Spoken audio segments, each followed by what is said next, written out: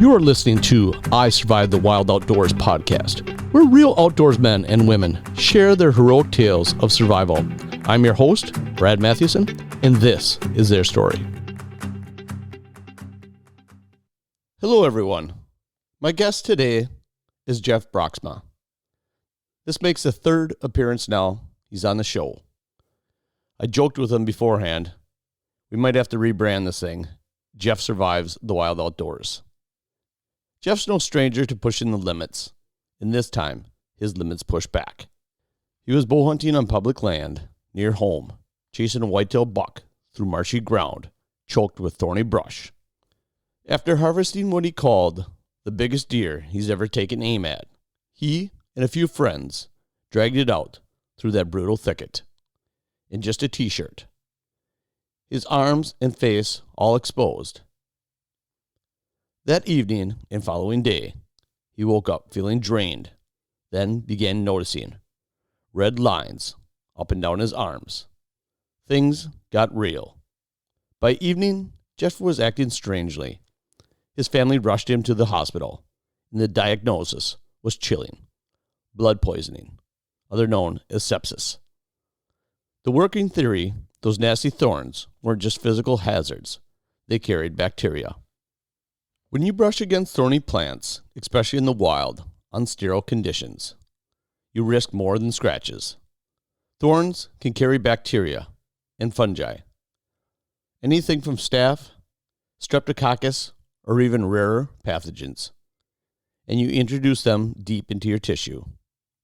Some thorny plants have shown to harbor pathogenic bacteria. When injected via a puncture wound, can be more dangerous than just a medical injury. In medical reports of thorny injury infections, the usual skin microbes show up, but occasionally tougher ones do too.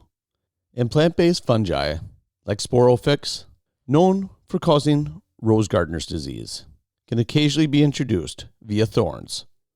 So today's conversation isn't just a wild hunting tale, it's a cautionary one. Hello, Jeff. Can you tell me what happened that day? Hey, Brad, how's it going? Good. So I guess you got another exciting story for us today.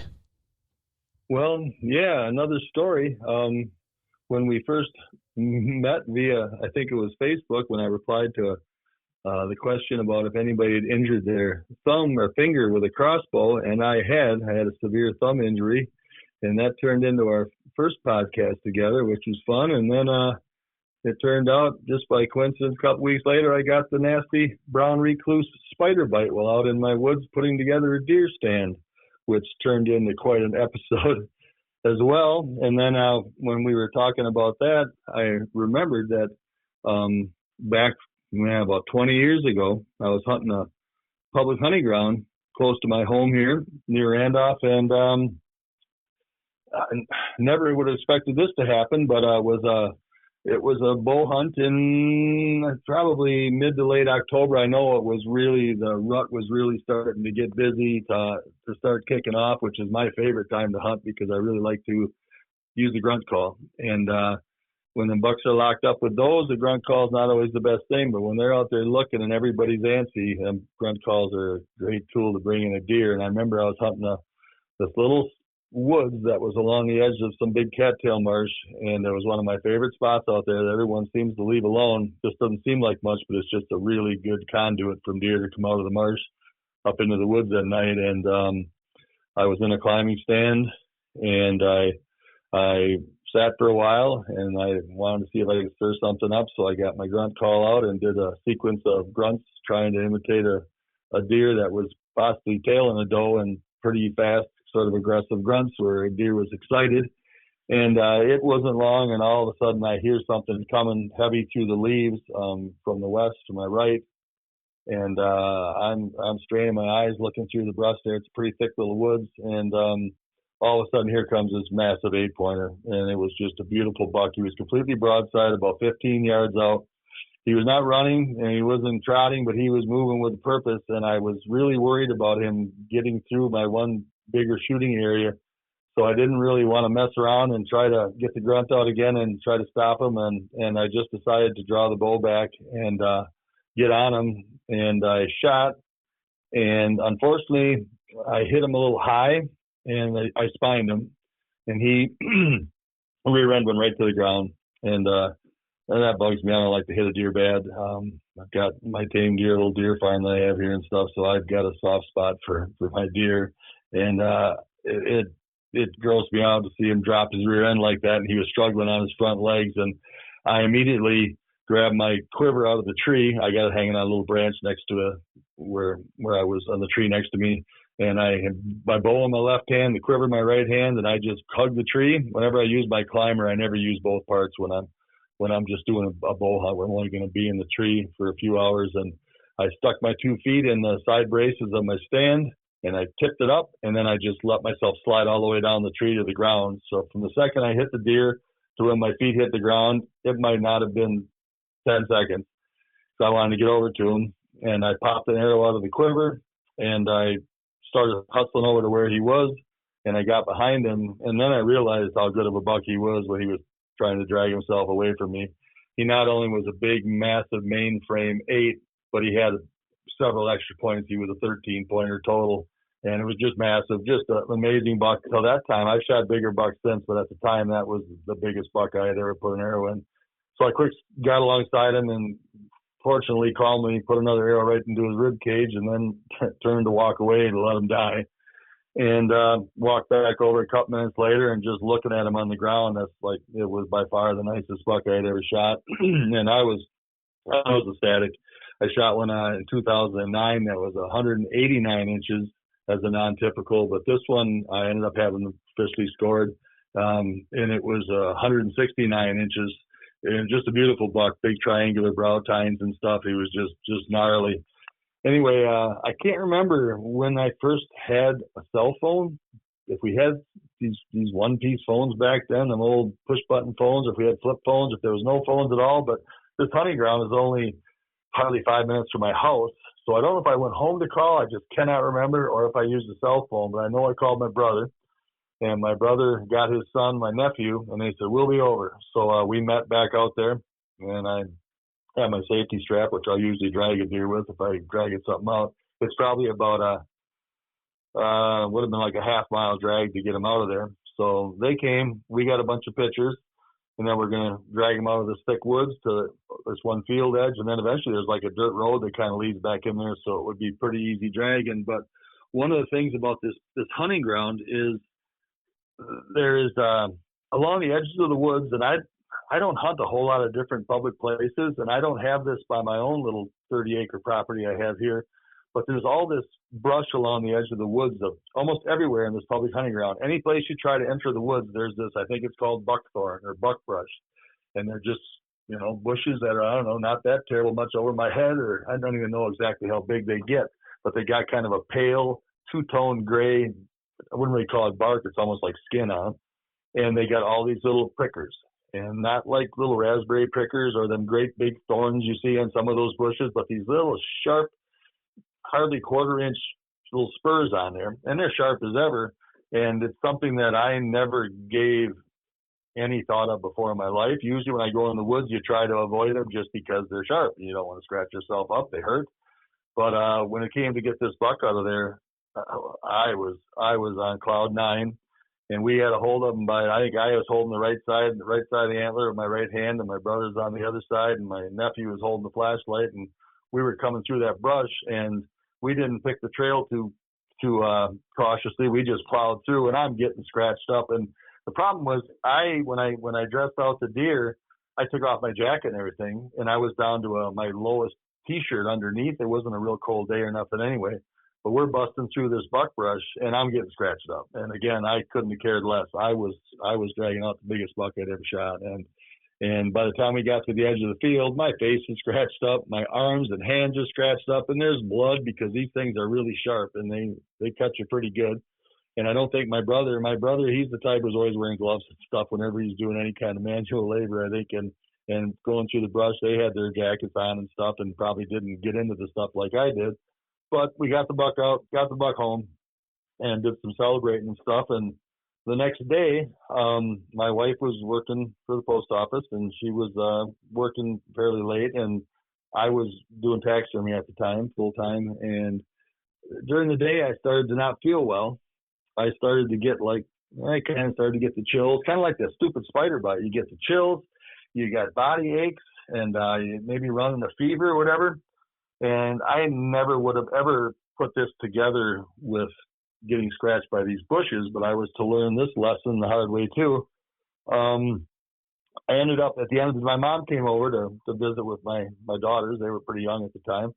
And my wife got home from work later, and my mom says, I don't know what's wrong with Jeff, but I can't hardly talk to him. He seems like he's delirious, and he's not making any sense, and he's in the bedroom, and he wants to sleep, and so my wife, we were talking about this, hashing it over again, trying to remember exactly how this went, because it was quite a few years ago. And she's like, I remember coming in the bedroom, and you're just laying there, like staring like a zombie straight ahead. And I'm like, are you okay? And you were just like, I don't know. And you mumbled some stuff. And she couldn't get hardly a response out of me. And she didn't know I wasn't drinking or nothing. And she was just thinking, what is going on with you?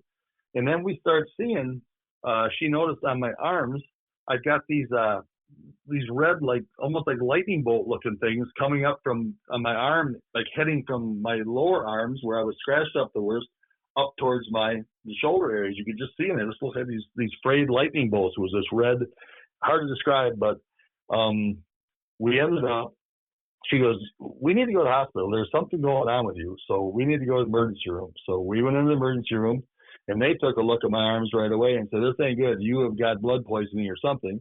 And, what are you all scratched up from? And I said, well, I shot this deer and whatever. I don't know if I was making any sense to them either, but we deducted that I was out in the woods and got scratched up by the stuff. And so they started sizing the situation up, and they said, well, you've got a really serious like blood poisoning or something here. And they said, we need to get you on a heavy duty antibiotic right away. So they did some full spectrum antibiotics, and they got an intravenous out, and they hooked me up right away. And it turns out, I learned about it more, what was going on when we were thinking about it later. And these thorn bushes, it can be roses, it can be these buckthorns, it can be a lot of different bushes like this. These thorns have bacteria on them, and a couple little scratches to your hand or this and that, not a big deal. A little poke here and there is not a big deal. But if you get the broken skin, that's where it's got access to your blood system. And what happens is you'll get an infection from the bacteria. And this primary infection, like based on the person, can be minor. It can, some people won't handle it as good, but this primary infection for this bacteria eventually is going to lead to something that's called, I can hardly pronounce it, but it's lymphadenitis or whatever. It's got to do with your lymph nodes. And so this spreads into your lymph system. And this is where you get the fever and the chills, and the confusion is one of the big things they say. You get confused. You don't know where you are or what you're doing, and you get the body aches and stuff. And if it's not treated right away, which mine had gone, over 24 hours probably, right? And it was really starting to attack my system. Then it can turn to a situation that is they call it sepsis, like SEPTIS. And this is a potentially life-threatening condition. And it happens when your body has a dysregulated response to an infection. So that primary infection turned into that lymphadenitis. And then when that got bad enough, then it morphs into the sepsis. And this is a response to that infection in your system when your body's not handling it. And if you don't get it treated, and if you don't get some antibiotics and stuff in you right away, it's eventually going to collapse your immune system. And then eventually organs can fail and stuff. So remember them telling me at the hospital, if you would have just gone to bed tonight and not ever treated this, and maybe you were home alone or something, they said, you could die from this. It'll eventually attack your organs and everything will shut down. And I had been in these woods my whole life. I had hunted this place for years and years and years since I was 12 years old. I probably got a scratch or two coming in and out of the stuff there, but I guess that time getting that volume of scratches with enough blood contacts, I was bleeding in several places from these things, trying to horse a big buck through a bunch of brush like that. But I'm not sure if my system reacts a little different than others. And maybe, if somebody else had some scratches as bad as mine, maybe theirs would have been the same or worse, or maybe not as much. But it all comes from a bacteria that can be on these pricker bushes. And it's a situation that I found out can really turn into a dangerous mess for your system if it does start going through the stages and it's not checked with some antibiotics or something. But I remember the next day the aches and stuff started to go down, and I gradually, I think I slept like a long time that night. I think we had a night where I slept till I don't know what time the next morning, but it eventually, cured itself, or by the antibiotics cured itself. But it's one of those things I didn't forget about it because it was quite a deal back when it happened. But that spider bite the other day and the way that can attack your system really brought it back in the forefront of my memory. So, like I said, I don't know if these bushes are everywhere. I know they're common, but like I said, my woods doesn't really have them. But there could be plenty other places like this where a lot of people are hunting that maybe they're not mindful of them, and maybe they should be. Did the doctors, did they tell you this has happened before? I mean, had other hunters or hikers come in before with a similar situation or not? I don't recall. It's possible, but I don't recall that at all. I don't think so. I know when I came in, when I shot the end of my thumb off with the crossbow, I kind of laughed and said, I bet you've never seen this before. And they're like, oh yeah, we have. So that was something they've seen.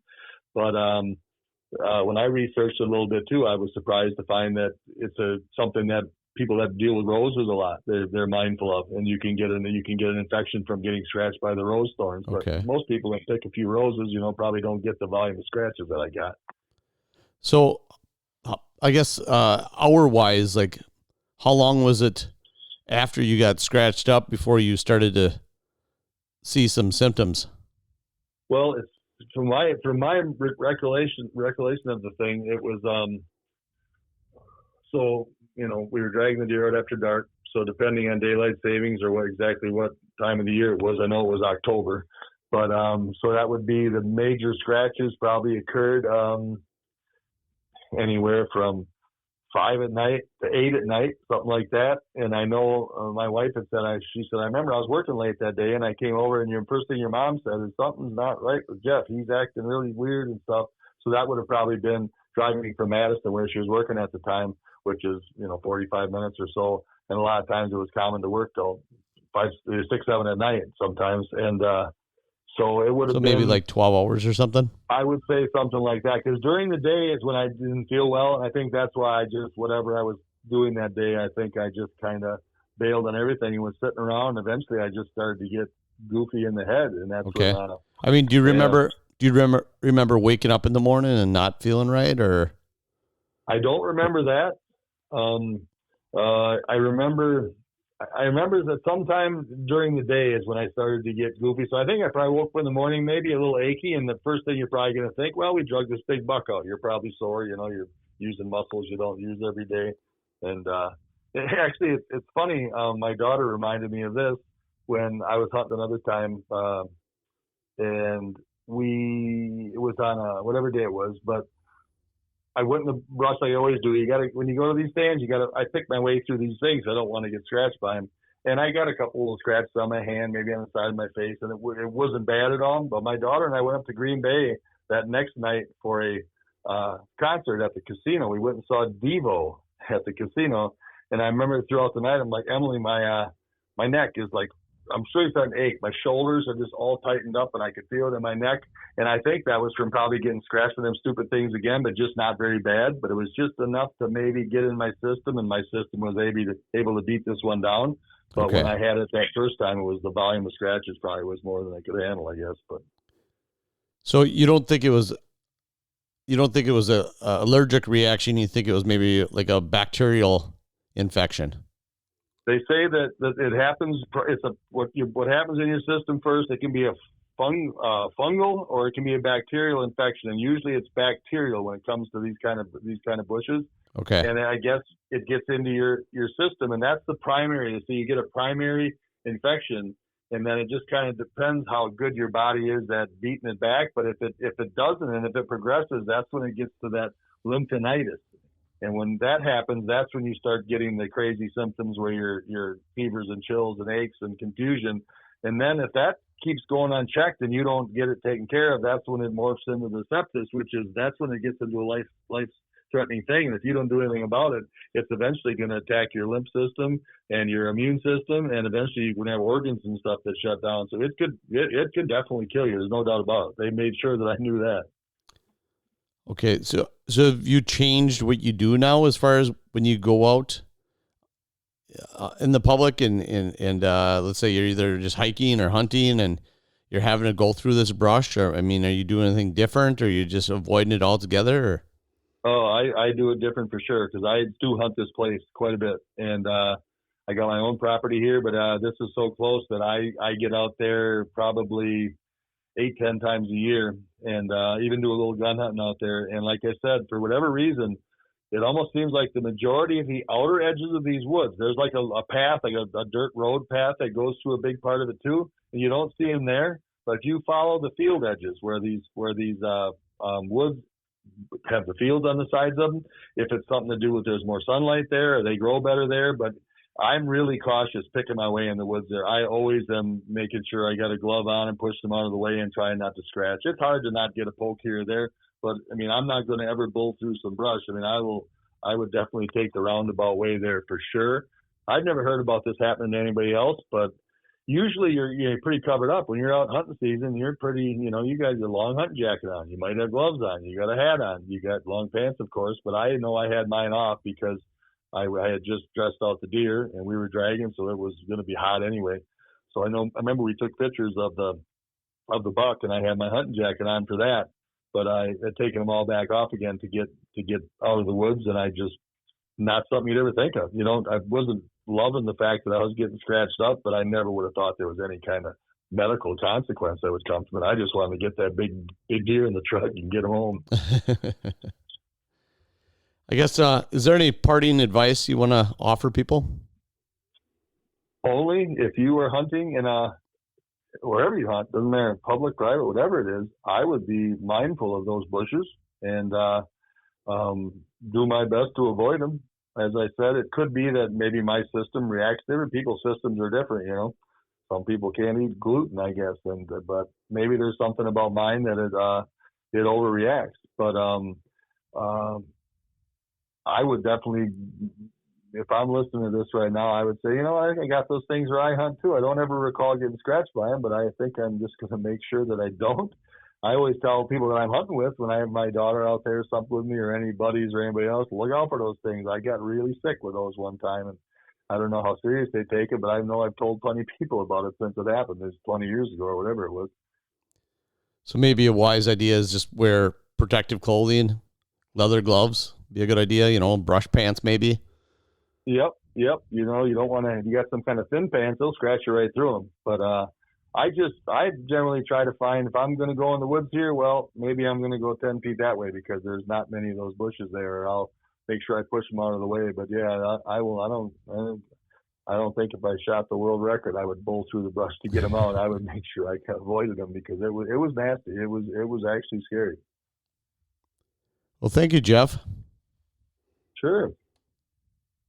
I hope we don't talk again anytime soon. Except just on the side about something else. Yeah, you need to take it easy for a little while here. I enjoy 3 podcasts, and I'm sure my listeners do too, but I'd rather have you stay safe out there. Yeah, no kidding. I appreciate you doing the service too. It's going to help somebody somewhere along the line. One of these things, someone's going to take heed of it, and it might help them save their finger or save them getting sick or whatever else. So I'm glad you're doing this. I appreciate it. You're welcome. What happened to Jeff could so easily have turned out much worse. And that's exactly why we wanted to tell this story. Because for so many of us, especially those who spend time in the wild, it's easy to brush off a few scratches or cuts and just keep pushing forward.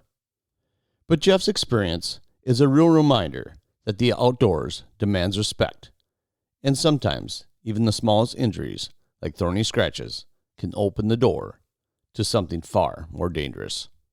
Here's what we want you to take away from this episode. Protect yourself. If you're heading into thick cover, especially brush or marshy areas, cover your skin. Long sleeves, gloves, and proper gear aren't just about comfort. They're your first line of defense. Clean up even if it seems minor. If you do get scratched or punctured, take a moment to clean the wounds thoroughly. Use antiseptic wipes, alcohol, or even soap and water, if that's what you have. It just takes a few minutes, but can make all the difference. Know the signs of infection and of sepsis. Jeff's first warning sign was feeling low energy, almost flu-like symptoms. Later came the red lines up his arm and confusion. The classic prognosis for sepsis, a life-threatening condition that occurs when your body overreacts to infection. Watch for these red flags: fever or chills, rapid heart rate or breathing, confusion, disorientation, red lines or streaks spreading from a wound, fatigue or weakness that comes suddenly. If you notice any of these symptoms, especially after an injury in the field, don't wait it out. Get to a hospital. Sepsis can move fast, and it can be deadly. Jeff's recovery is a blessing, and we're grateful he was able to share his story with us. Hopefully it helps someone else out there avoid a similar situation or recognize the signs earlier if it happens to you. Thank you for listening, and as always, stay safe out there and enjoy all that Mother Nature has to offer. If you like what you heard today, click the subscribe button to hear more upcoming stories. If you or someone you know have a survival story you'd like to share, contact me at isurvivethewildoutdoors@gmail.com.